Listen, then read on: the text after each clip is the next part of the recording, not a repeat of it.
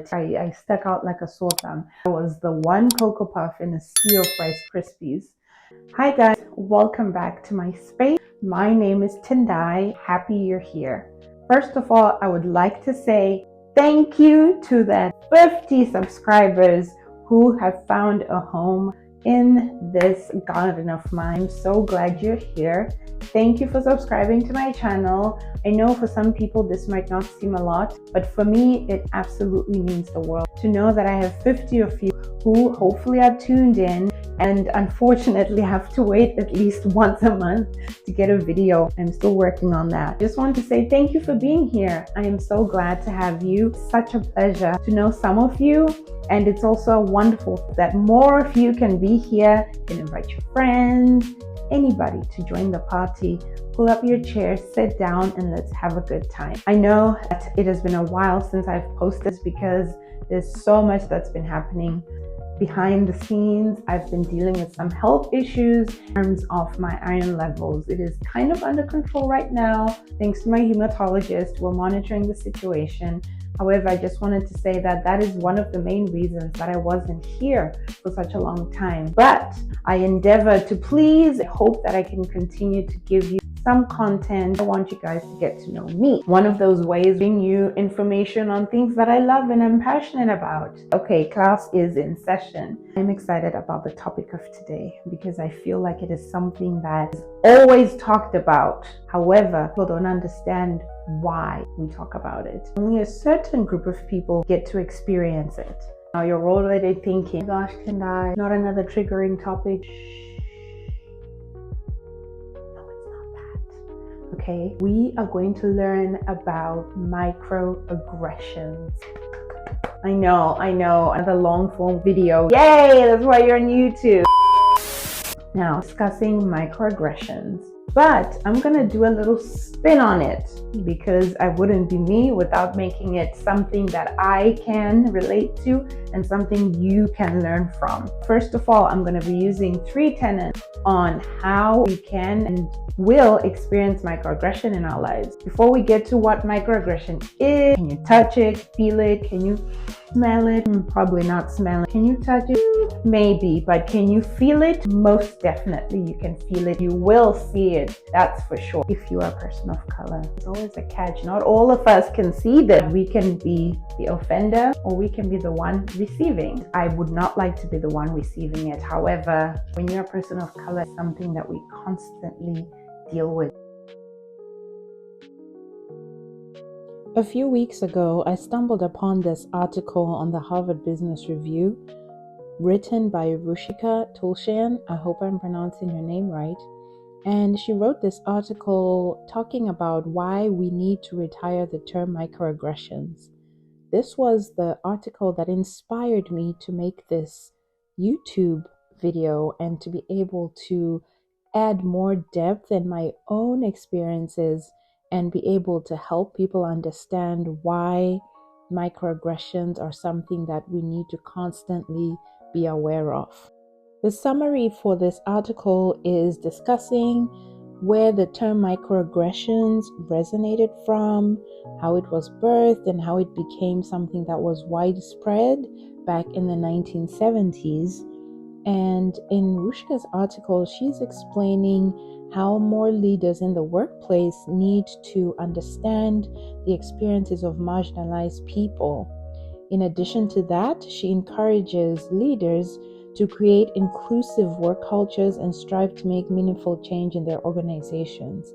And that is something that I believe corporate America or just the global industry at large, especially within organizations, is lacking, is the recognition that the more there is marginalized people in an organization, the more prone they are to experience microaggressions. And this is something that I personally have had experience, and I liked how this article was able to give more depth and understanding as to why we need to either retire the term microaggressions or actually understand why these microaggressions happen. What do they come packaged as, if that makes sense? I will not be delving into this article. However, I will put the link in my description so that you can do your own individual reading and research on the topic. However, I want to just add on that this author explained why the term is inadequate and why the language we use to describe these harmful accumulating actions is important. And if you're someone who is within any organization or any environment where you are the minority, it is important for you to recognize what microaggressions are. And I think this article does a great job in listing all of those terms and some examples of how you can recognize microaggressions when they are impacting you or when it's happening to you in real time, if that makes sense. The term microaggression was coined almost 50 years ago. It was Dr. Chester Pierce who sought to unpack the mechanism of subtle and stunning daily racial offenses known as microaggressions. This seminal description of the construct of microaggressions is what laid the groundwork for reframing what we now define as racial microaggressions. Now, I'm going to give you a little bit of a definition of what microaggression is and also list some categories of what microaggressions can look like. Because sometimes things can happen to us, but we are not sure what they are because we don't have a name for it. And that goes for most things in life. And therefore, I hope that these categories of microaggression can be able to give you an idea of what that looks like so that when it's happening to you, you can identify it, you can name it, and you can find a way to rectify it. Microaggressions are racial microaggressions which are subtle, daily, and unintentional racial slights committed against people of color because they are members of a racialized group.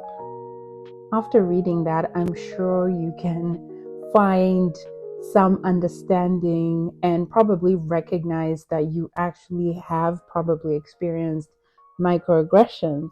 And that's horrible, obviously. However, I hope that the next 9 categories of what microaggressions can look like will help you even furthermore recognize if you've either experienced microaggression or if you've been the person that has incited microaggression. And hopefully we can all learn together and find ways we can make our environments, whether within the workplace, within friendships, or in academia, to help us to be more culturally competent in how we present ourselves to the world. So the 9 categories of microaggressions are assumptions that a person of color is not a true American, assumptions of lesser intelligence, statements that convey colorblindness or denial of the importance of race, assumptions of criminality or dangerousness, denials of individual racism, promotion of the myth of meritocracy, assumptions that one's cultural background and communication styles are pathological, being treated as a second-class citizen, and having to endure environmental messages of being unwelcome or devalued. I'm sure there are more categories of microaggressions out there, but these are the ones I was able to do research on and find that are the most common ones.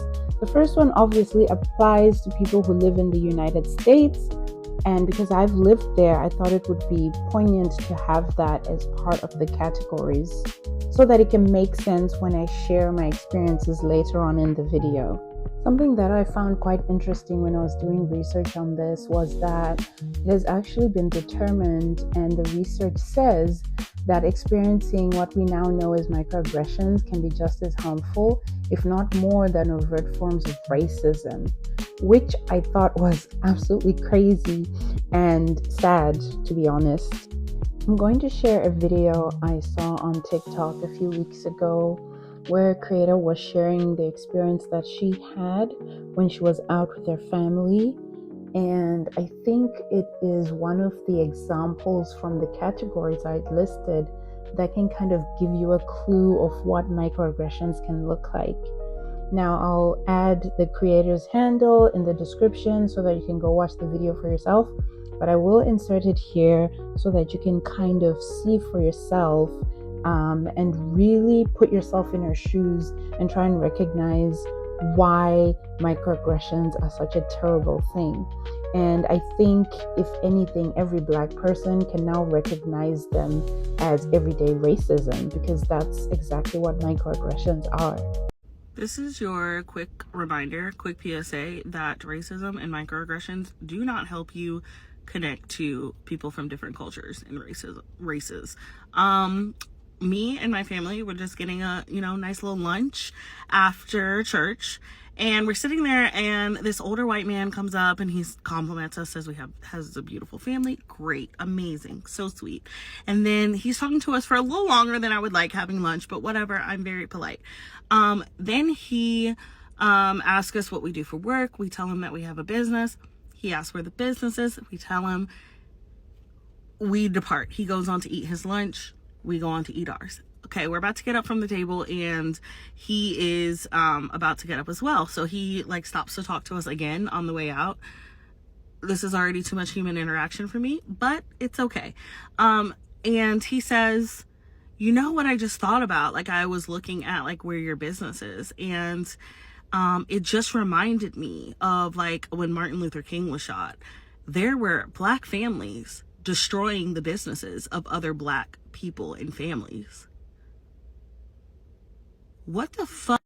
And why did you feel the need to randomly say that? So, me, I'm already heated. My husband's looking at me, and I'm like, yeah, it's kind of like when people in general commit crimes or acts of people they're in the closest proximity to, at sports games when people riot and tear up their city over sports. And he's knee slapping laughing at this. He's like, yeah, I just remember I had no clue what was going on. And he's dying of I want y'all to be stopped. I really do. Even my oldest, who is 13 years old, knew it was just the most inappropriate, stupidest thing to say. He's looking at me like, Mom, what is going on? Please stop. I think what this creator experienced was asinine, in my opinion. And from the 9 categories what we spoke about that are here on the screen, you can easily determine and recognize that that white man who had approached them was, alluding to assumptions of criminality or dangerousness to this Black family and treating them pretty much like they're second-class citizen. And that is something that, unfortunately, Black people and people of color experience almost on a daily. And further research has shown that microaggressions are actual things that can be identified and measured.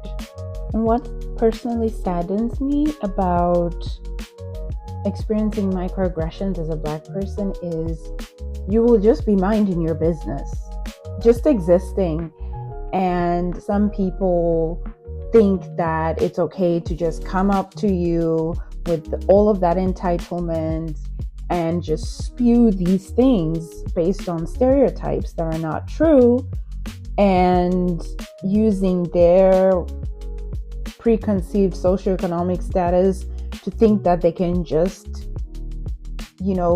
be condescending or trying to treat people like second-class citizens. It is beyond me that is something that dominant culture continues to do and continues to fail in understanding human connection and common ground.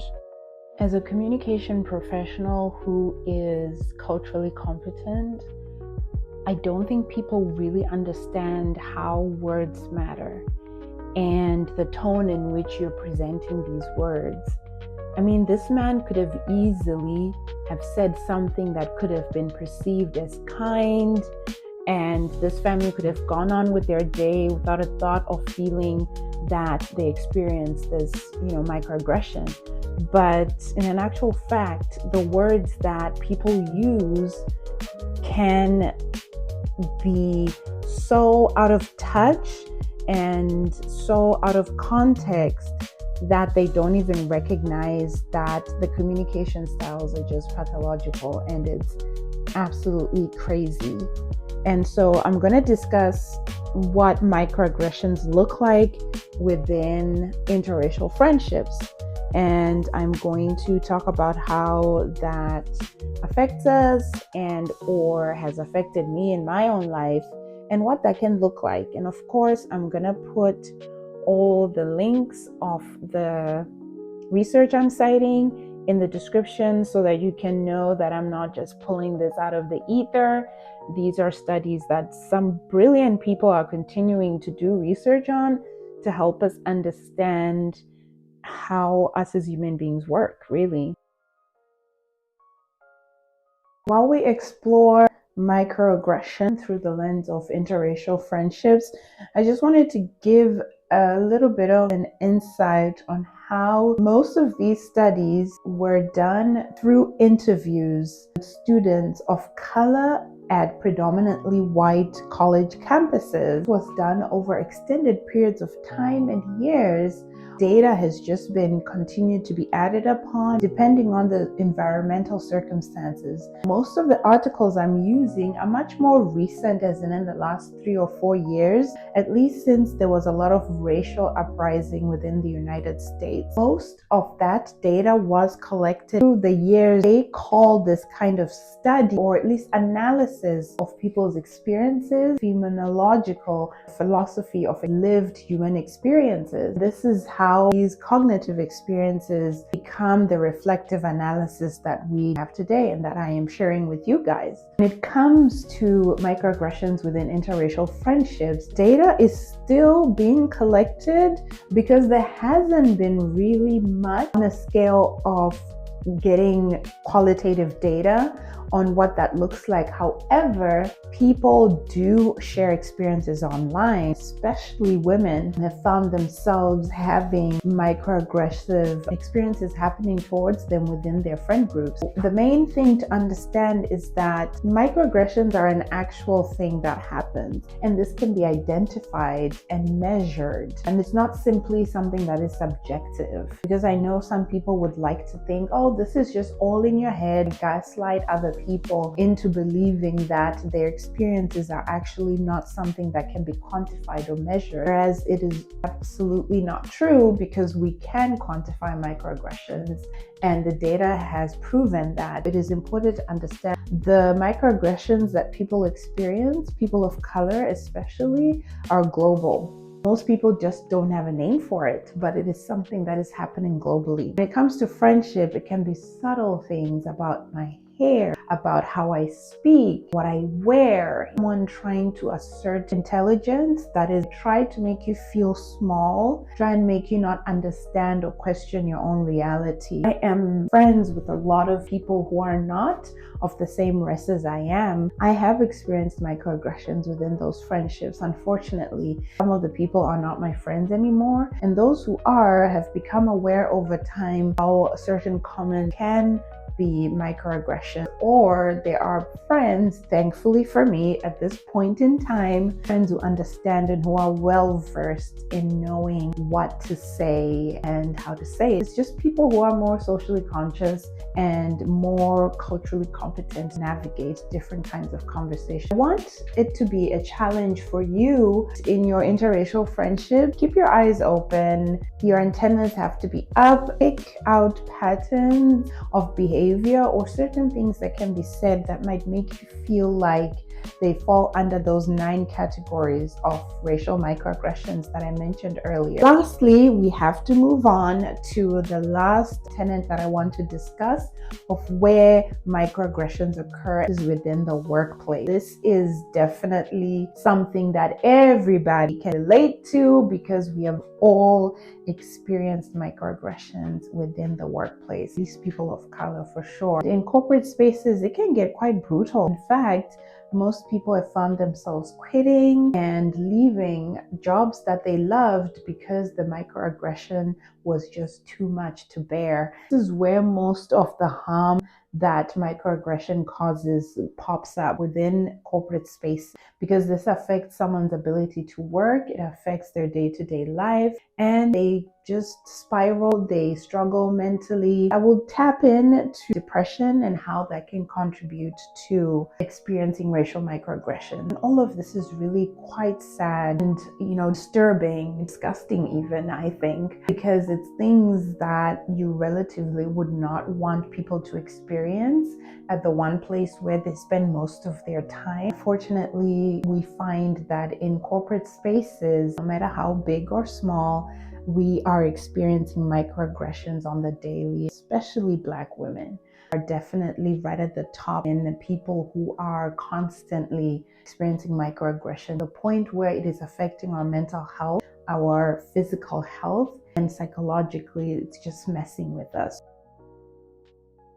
As I had mentioned, with microaggression in the workplace, it is important to recognize how we can respond and when to respond to those microaggressions. And in this section of the video, I'm going to talk about how you can respond and when you can respond, because 9 out of 10 times we are always going to experience microaggressions as people of color.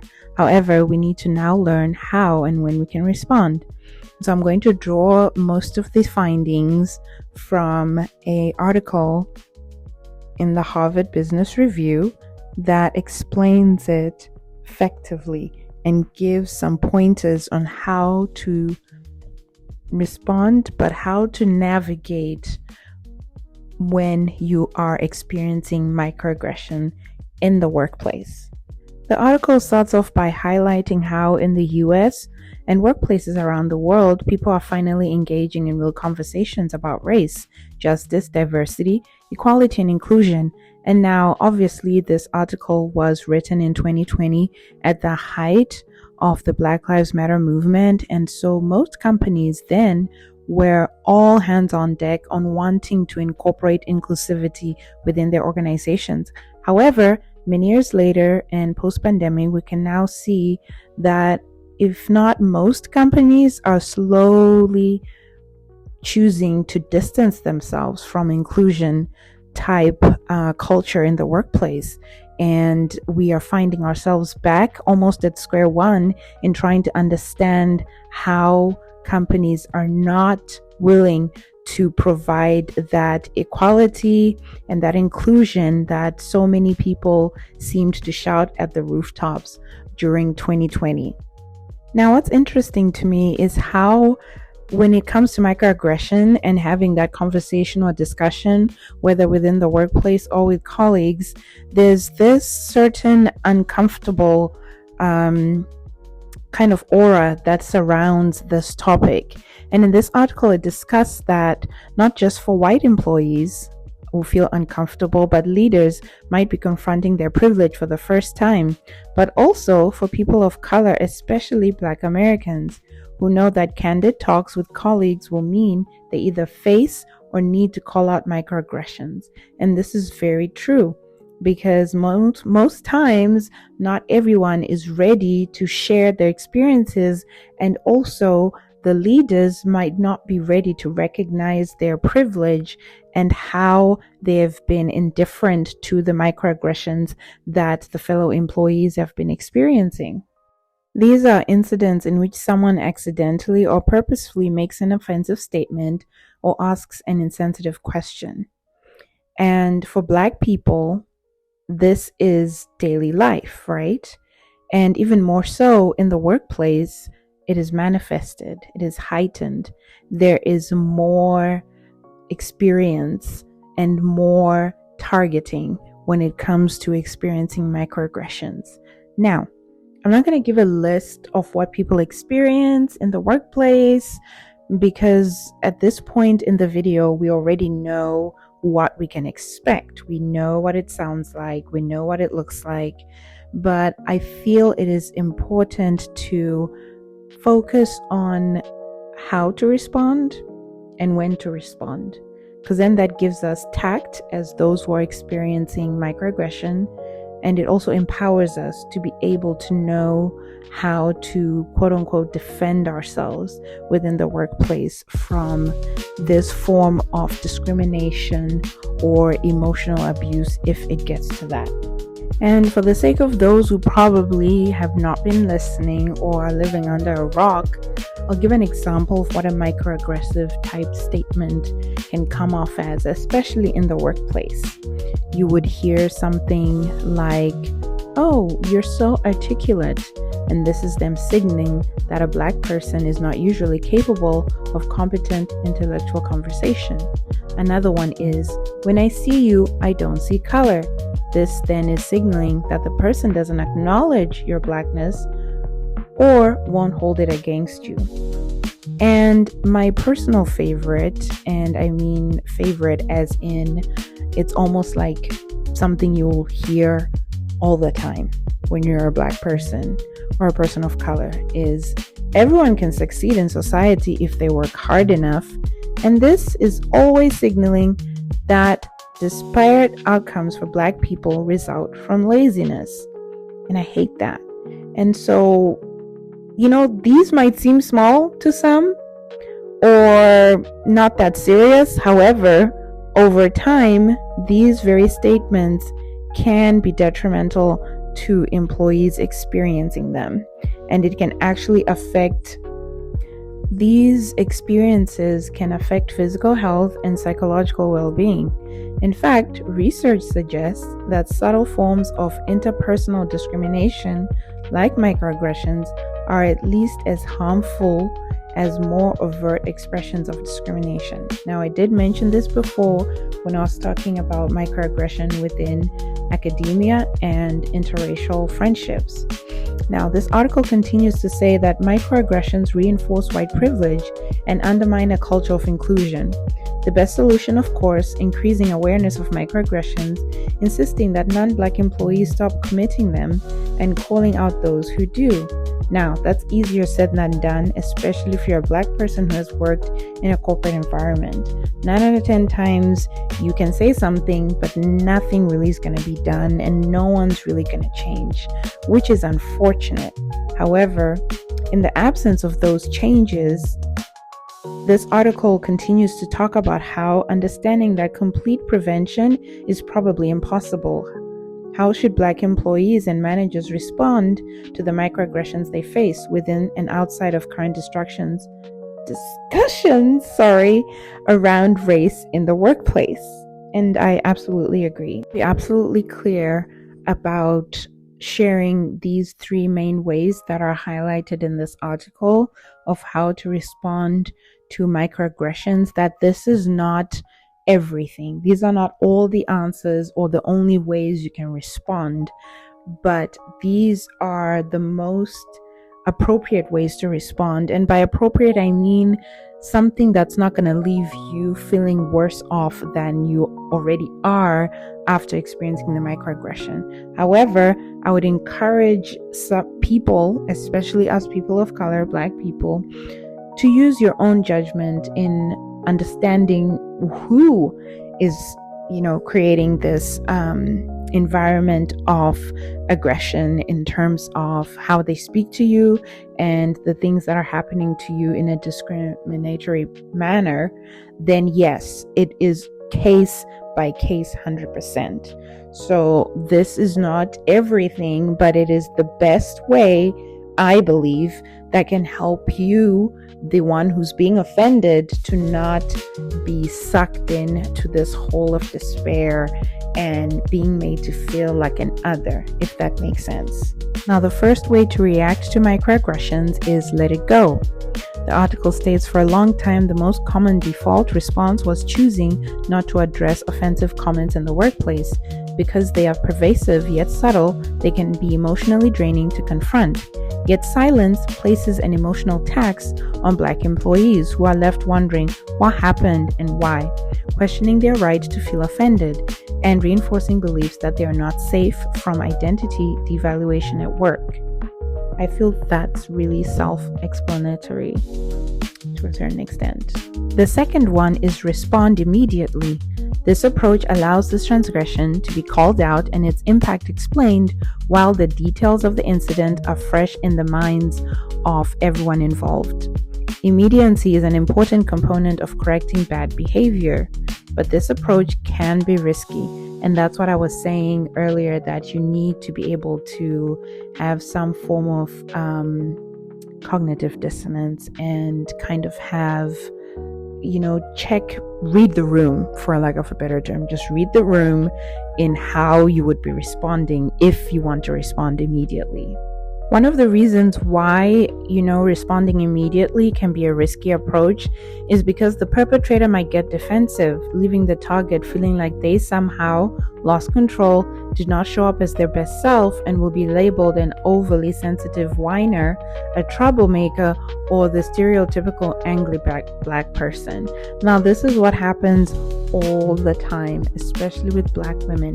I've experienced it, where I have responded immediately and was seen as the angry Black woman. No one listens at that point. It's just them thinking you are not being a team player, you're being difficult, which are all harmful stereotypes in an effort to disguise the harm that you have been caused.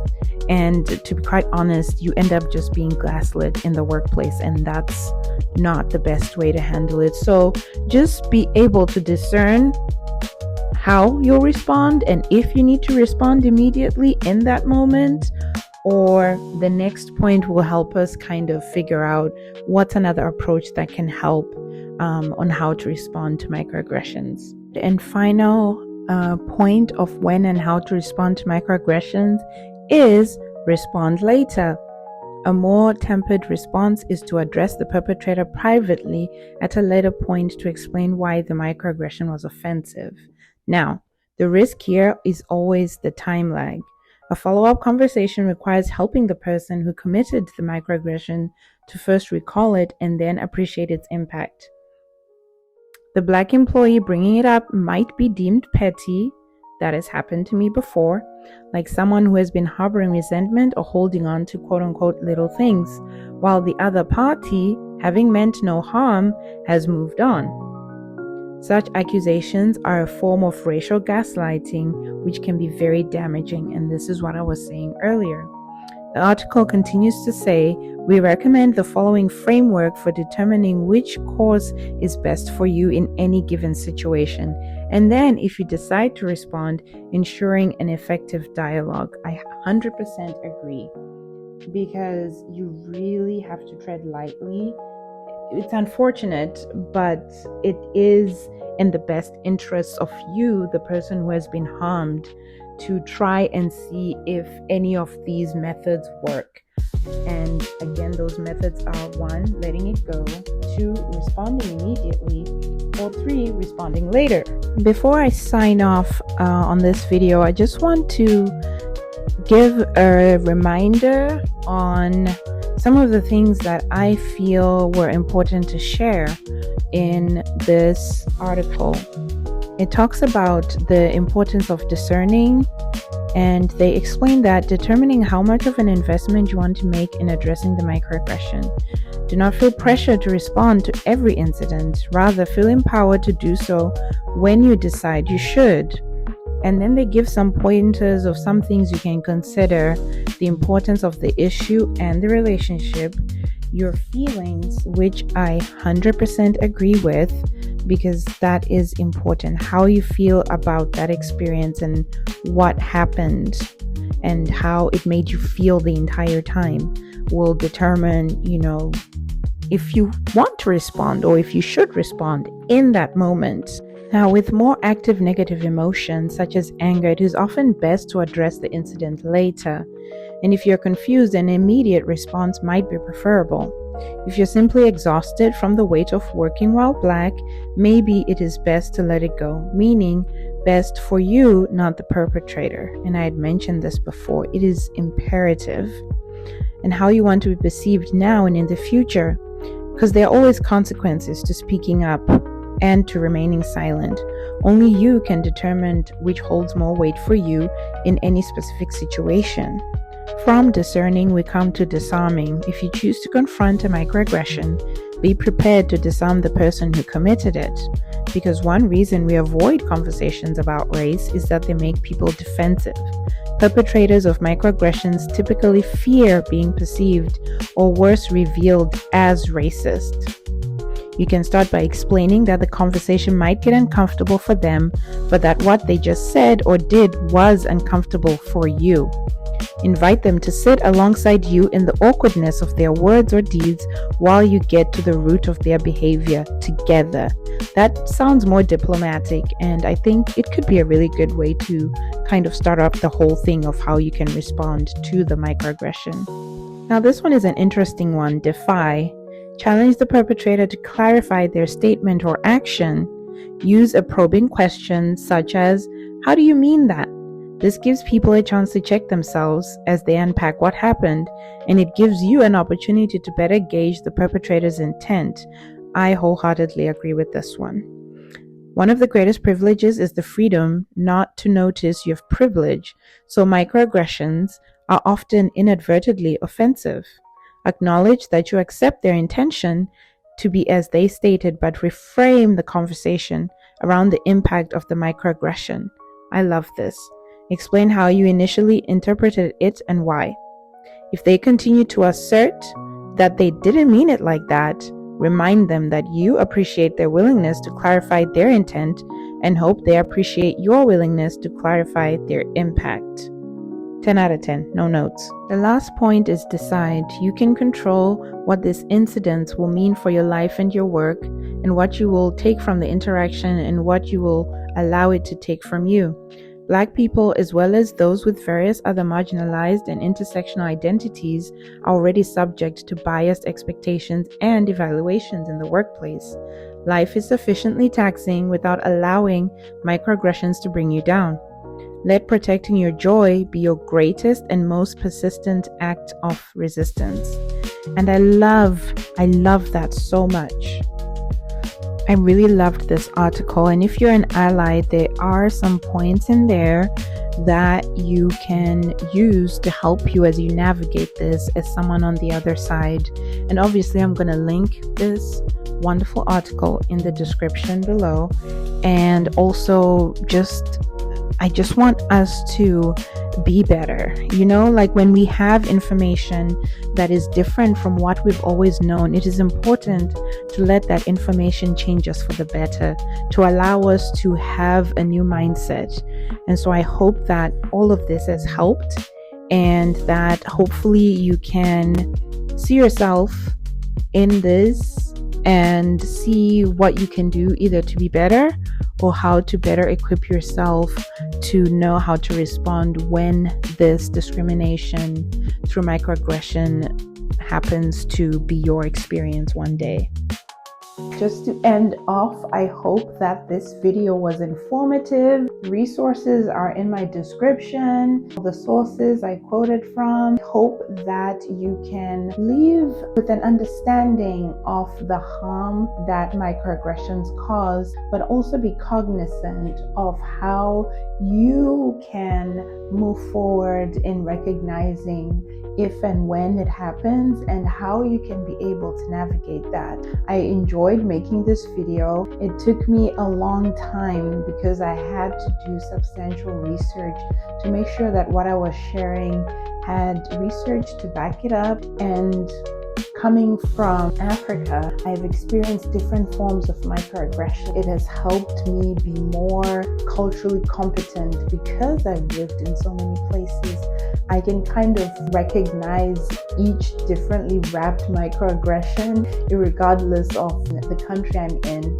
I hope that we can all be better people in the society we live in, and that we can be cognizant of the words we speak. They can be harmful. Words do matter, and how we present ourselves even more so matters to those who are recipients of how we act. I'm excited for the next video. I'm not sure what topic it will be, but when it comes to mind, I will definitely be sharing it with you. And this time you won't have to wait a whole month until I drop a new video. I hope that you enjoyed everything, and please, if you have any questions, please drop them in the comments. Anything that you've liked while watching this video, please share it in the comments as well. I would really appreciate if you can share this video with those around you, or with someone who you think really needs to learn to not be microaggressive, right?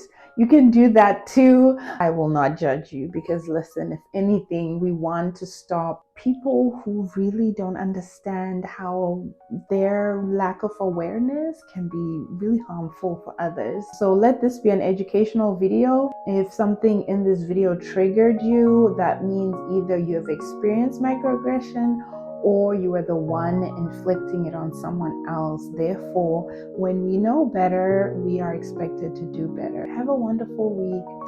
Bye.